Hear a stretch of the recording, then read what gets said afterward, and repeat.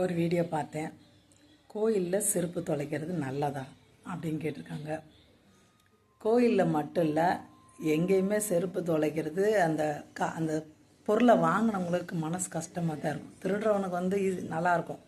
செருப்பு திருடுறவங்க இந்த காலத்தில் இருக்காங்களேன்னு தான் வருத்தமாக இருக்குது. முன்னாடி காலத்தில் வீட்டில் நிறையா பிள்ளைங்க இருக்கும், எல்லாருக்கும் செருப்பு வாங்கி கொடுக்க மாட்டாங்க. ரெண்டாவது நடந்து போகிறது தான் அதிகம். அப்போ செருப்பு சீக்கிரம் அறுந்து போகும். சரியான வெரைட்டிலாம் அப்போ கிடையாது. இப்போ நல்லா உழைக்கிற மாதிரி செருப்புகள் மலிவான விலையில் நிறைய கிடைக்குது, வாங்கவும் முடியுது. அப்படி இருக்கும் பட்சத்தில் எதுக்கு இந்த காலத்துலேயும் செருப்பு திருடுறாங்கன்னு எனக்கு தெரியல. அருவருப்பான செயலை என்னை பொறுத்த வரைக்கும் செருப்பு திருடுறது. இங்கே செருப்பை தொலைச்சவங்களுக்கு ஆறுதல் சொல்கிறத விட செருப்பை திருடுறவங்கள திருடாதீங்கன்னு அடித்து சொல்லணும், நல்லா இருக்கும்னு நான் நம்புகிறேன்.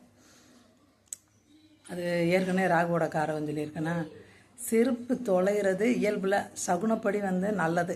நம்ம லைஃப்பில் ஏதோ ஒரு பிரச்சனை கொஞ்சம் குறையும் அப்படின்னு சொல்லி எடுத்துக்கலாமே தவிர, அது எங்கே தொலைஞ்சாலுமே கோயிலில் தான் தொலையன்னு அவசியம் இல்லை. அது தொலைகிறதே இல்லை, திருடப்படுகிறது. செருப்பை யாரோ திருடிட்டு போயிடுறாங்க. அது கோயிலில் மட்டும் இல்லை, எங்கே திருடினாலுமே அது நமக்கு நல்லது. ஆனால் திருடுறவங்களுக்கு அது நிறைய பின்விளைவுகளை தரும். அதனால் வருத்தமும் அடைவார்கள். ஆனால் உண்மையிலேயே செருப்பு தொலைவது நல்லதாகும். இதனால் சனி பகவானால் ஏற்படக்கூடிய கஷ்டங்களும் உங்களுடைய பூர்வ ஜென்ம கர்ம வினைகளும் குறைந்துவிடும். மேலும் இதில் சனின்னு சொல்கிறாங்க. சனி கிடையாதுங்க, ராகு. செருப்புனாலே ராகு தான். எனக்கு என்னமோ எங்கேயாவது கிளம்பும்போது செருப்பு அறுந்து போகுதுன்னா அந்த போகிற காரியத்தை பற்றி நான் யோசிக்கலை. இவ்வளோ நாளாக ஏதோ துரத்திட்டு இருந்த ஒரு பிரச்சனை தீரப்போகுது, இல்லை குறைய போகுது, இல்லை மாறப்போகுது அப்படின்னு எடுத்துக்கலாங்க. நம்ம 1ஆம் கிளாஸ்லேயே ஒரு கதை படிச்சிருப்போம். ஒரு விறகு வெட்டி காட்டில் விறகு வெட்ட போனால், ரொம்ப நல்லவன், நேர்மையானவன். அப்போ அவனோட கோடாலி தண்ணியில் விழுந்துருது.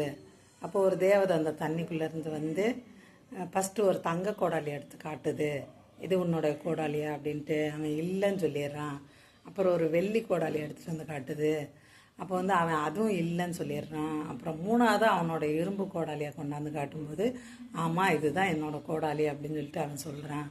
அவனோட நேர்மையை பாராட்டி அந்த 3 கோடாலியும் அவன் கையில் கொடுத்துருது தேவதை அப்படின்னு சொல்லி நம்ம படிச்சிருப்போம்.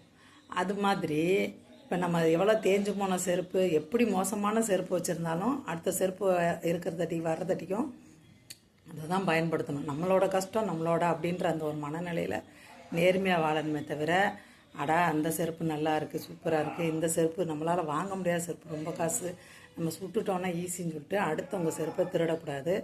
கோயில் வாசல்லேயும் திருடாதீங்க, கல்யாண வாசல் எங்கனக்குள்ளேயுமே இன்னொருத்தரோட செருப்பை திருடாதீங்க. அது ரொம்ப தரக்குறைவான செயல், இழிவான செயல்.